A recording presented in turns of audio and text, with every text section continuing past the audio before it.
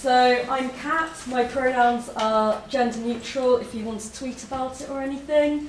Before I start, I'd like to just make you aware that this does contain transphobic media reporting, and because it's about Lucy Meadows, there is mention of suicide, and so if anyone is uncomfortable or would like to take a break, there is the quiet room, and you can also tell me.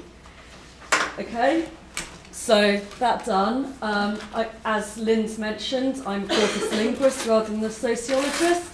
So I just wanted to start by doing a kind of quick introduction to what I do, because as a kind of research methodology, it's fairly distinctive. So what I do basically is look for patterns in large amounts of text. So one of the things that I'm doing today is looking at a set of 4 million words, as opposed to, kind of a set of maybe 30 news texts. So it tends to be large collections of text, and I look for repeated patterns, which might be repeated associations of one word with another word. It might be repeated patterns of grammar. It might be repeated sets of words that are used. And it might be repeated kind of discourses on a more abstract level. So are these words, do they have positive connotations, negative? What kind of discourses are they invoking by using them? And this is, it's kind of got a slightly odd history in that lots of people did do it by hand, and I have done corpus linguistics by hand, and it involved lots of highlighters, and it was all terrible. But because we now have computer programs, this means that you can kind of automate it to an extent. You still need to be the one doing the analytical work, but you can ask the computer program to search for all instances of the, for example, and it will spit out something at you. So initially this had implications for grammar, but it's kind of fed into lots of areas of linguistics and social research, and I've got a few of them up here. So language teaching, forensic linguistics, historical linguistics, stylistics, which is looking at kind of poetry and language and literature, and the stuff that I do, which is more looking at social discourses. So that said, it is used with approaches drawn from critical discourse analysis. It's a very empirical method. You're looking at data, basically. The stuff that I do in particular is very much guided by the data, and this is how I approached the Lucy Meadows text. And it offers a degree of checks and balances, because you are looking at so many texts, and it's quite hard to kind of cherry pick your data in that sense. You can't just select a few articles that you really, really like, or that you decide show a particular thing that you want to investigate. If you're going to do this kind of approach, you use as much data as you can get your hands on.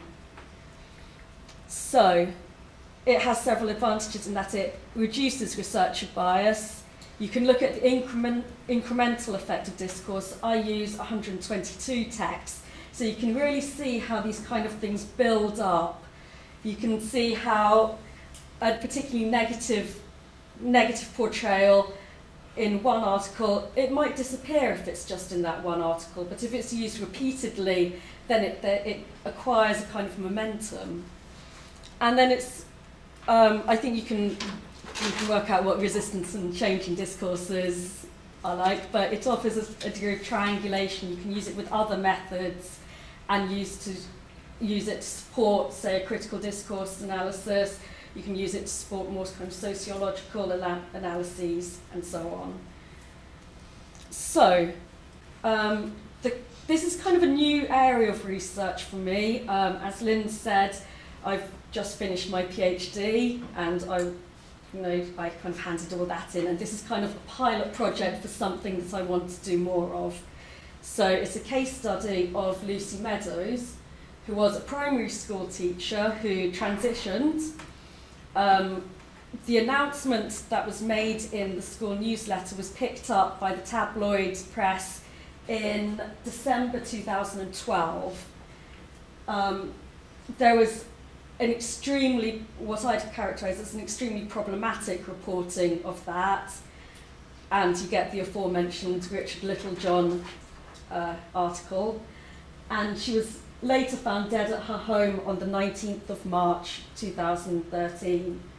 The coroner did give a verdict of suicide, but at the same time condemned the press for being intrusive and sensationalist. So there was, he did say quite plainly that this was a problem and was later rebuked.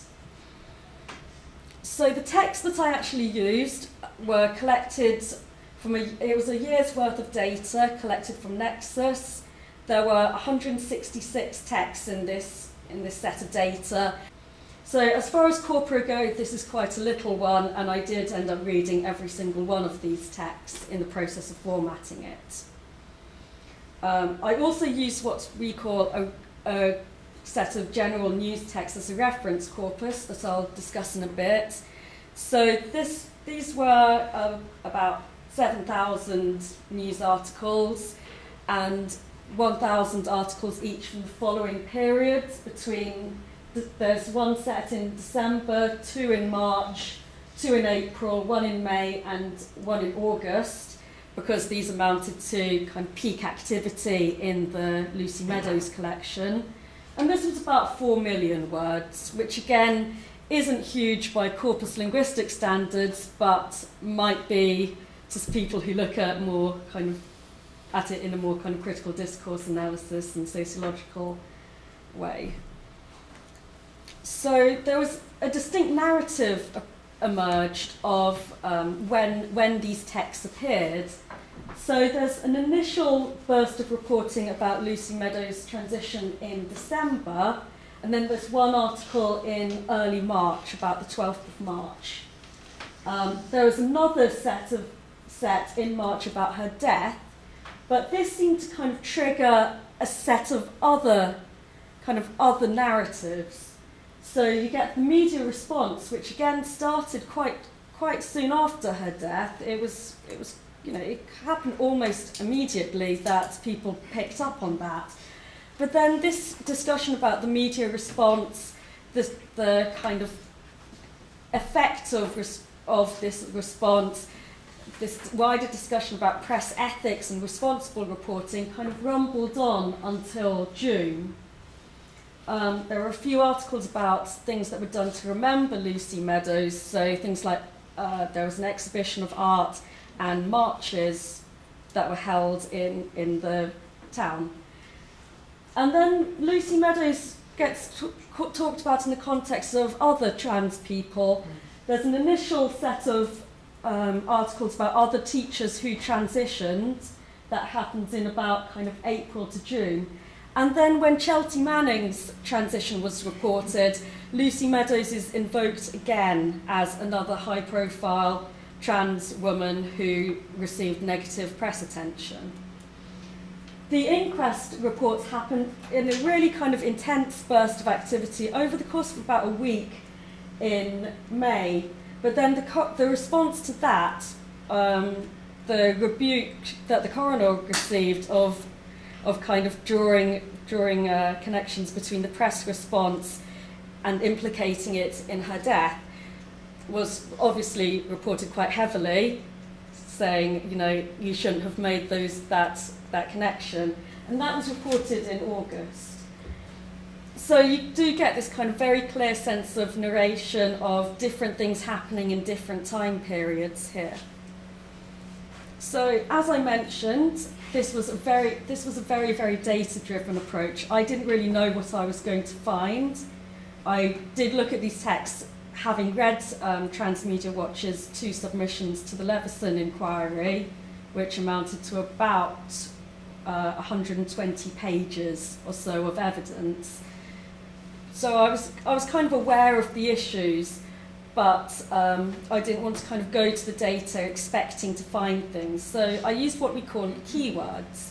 So keywords are words that occur more frequently than you'd expect in a target corpus, which in my case was the Lucy Meadows one, than a reference corpus, which was the general news text. So I was basically looking for things that occurred more frequently in Lucy Meadows' reporting than you'd expect from just kind of ordinary news reporting. Okay, and you calculate that by comparing word frequencies. So what happened is I got something like this. So these are the first 28 keywords. I don't know how clearly you can see this, but you get lots of kind of content words, lots of really obvious nouns. So you get things like Meadows, teacher, transgender, Lucy, school, Upton, primary, suicide, gender, press, Accrington, coroner. So these were all kind of really obvious based on the kind of text the kind of stuff that was being reported. And in a sense, while they're interesting, they don't tell you it's kind of a really obvious route of inquiry, and I wanted to challenge this a bit. So I actually looked at female pronouns, and her is the 20th most keyword, and she is the 22nd most keyword. So we're obviously talking about female pronouns a lot more in these texts than in general news reporting. So I wanted to kind of find out why. What's actually happening here? Who's being reported using these pronouns? So there were 837 occurrences of her, and then when I read through them and tried to work out who they were talking about, Lucy Meadows was the person being referred to in about 80% of these. Other trans women were referred to using her about 13%, and cis women about 6%. So you can see overwhelmingly her was being used to describe Lucy Meadows. But interestingly, there's this kind of other trans women were also being talked about here. And then similarly, she was used about 750 times. Lucy Meadows was the person being referred to as she about 63%, other trans women about 21%, and cis women about 15%. So again, she was being used overwhelmingly to refer to Lucy Meadows. So that initially seems quite positive, right? So some distinct patterns emerged. She had and she was were both fairly high frequency. But then this set of communication verbs emerged. So things like added, announced, complained, complains, informs, spoke, talks, told. And these kind of were about 20% of all of these usages. Lucy Meadows is someone who is kind of speaking, but tends to be referred to in the past tense. And you can see this quite clearly when you look at what kind of communication verbs were used with other trans women. So you have things like adds and argues and describes and writes. And again, these were used quite heavily. These were about 40% of all of the uses when other trans women were being talked about. And then again, cis women, this was even more distinct, about 60% of uses. What's interesting then is what happens with male pronouns. Lucy Meadows is referred to in terms of male pronouns, so I looked at he, him, and his. You don't get the kind of overwhelming, if a male pronoun is used, it isn't necessarily in reference to Lucy Meadows, but it's still kind of fairly significant. You still get things like about 32% for his, about 55 for him, and about 47 for his. And you don't get quite so many of these communication verbs. So what is happening? What's actually happening when you look at the data and you look at these words in context when Meadows is referred to as she, and what happens when Meadows is referred to as a he? So I looked at when these words were being used in kind of before and after Meadows' death. So you can see with he, before death, it was about 75%. So out of all of the occurrences of he, about 75% of those were used when Meadows was alive. After her death, this drops to about 25%. However, when you look at what happens with she, it looks like that. So after Meadows' death, about 95 of the she pronouns were used after her death, about 5% were used before her death. So when Meadows is alive, she is referred to in terms of male pronouns. After she's dead, they use female pronouns. And I thought that this was really, really striking. So I looked a bit more at the male pronouns. So you do get this kind of obvious tabloid misgendering. I did warn for Richard Littlejohn, and this is the kind of data that you get. So you get things like, if he cares so little for the children that he is paid to teach, he issued a statement, yet he married and fathered a child, he began growing his cropped hair, things like that. So you get the kind of obvious offensiveness, shall we say. But there's a kind of second thing going on, and it's the quotations that are used in the articles themselves. So of these 124 instances of he before death, about 65 of them are actually quotes from other people, are quotes from parents and things like that. And about 10 of the 38 occurrences after death are again quotes from parents. And you also get indirect quotations as well. So, parents said about, parents discussed his, things like that. And you also get this repetition. The ones that are up here are each from a different article. But someone's given a nice kind of sound bite. A 10-year-old people said he spoke to us and said he's going to change his name or something. And this quote gets repeated in 6 different articles. And you get, this is another quote from someone called Wayne Cowie, who had 3 children at the school. So again, you get these, you get this repeated quote across, again, another 6 different articles. So Wayne discusses one of his children coming back and said he was told that Mr. Upton, as he got older, got a girl's brain but in a boy's body. So this is this person's understanding of the situation, and it gets repeated because it's convenient, because it's a nice soundbite, because it conveys that sense of confusion and outrage that this parent feels. So these things accumulate, they gain momentum, and I also think it's a way that the press kind of avoided gendering Meadows. If they could kind of put that responsibility on someone else, then it's not them, it's not the reporter voice using this pronoun. This is a kind of reported voice. This is a kind of witness statement in a sense.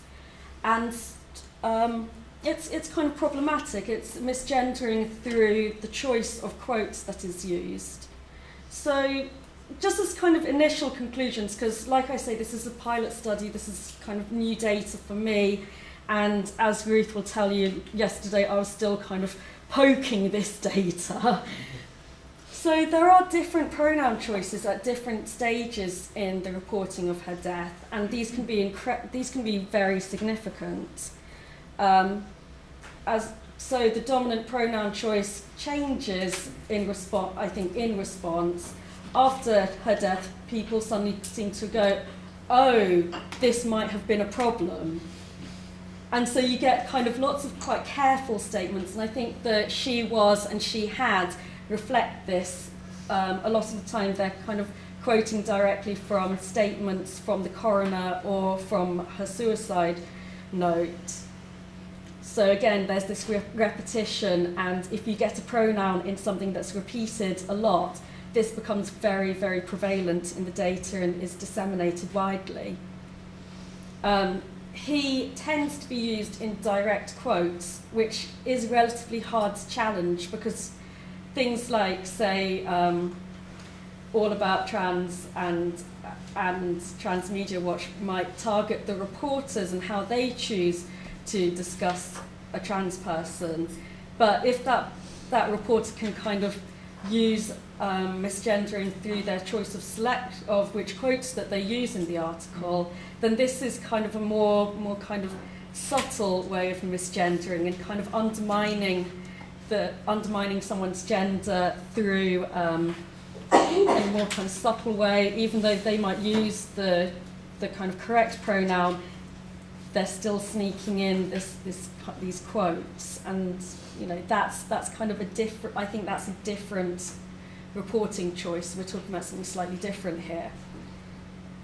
And then you also get this recycling of quotes. If they get a nice soundbite, if they get something that's kind of easy to quote and is kind of clear, concise, and media friendly, that gets disseminated very widely, as this shows. That this one instance of misgendering can appear in several different articles and gets picked up by different papers as well. So these are just some kind of initial conclusions. I think looking at pronouns is very important and is kind of more revealing than, say, just looking at how trans or gender or kind of these kind of nouns are used, because you can reveal some quite subtle shifts here. And that's where I'd like to leave it for today, but as I said, this is something that I do intend to explore more, and I do want to look at different case studies and different people being reported. And there's obviously quite a lot here that I do need to look at more carefully, but I'd really welcome any comments that you might have. So thank you very much.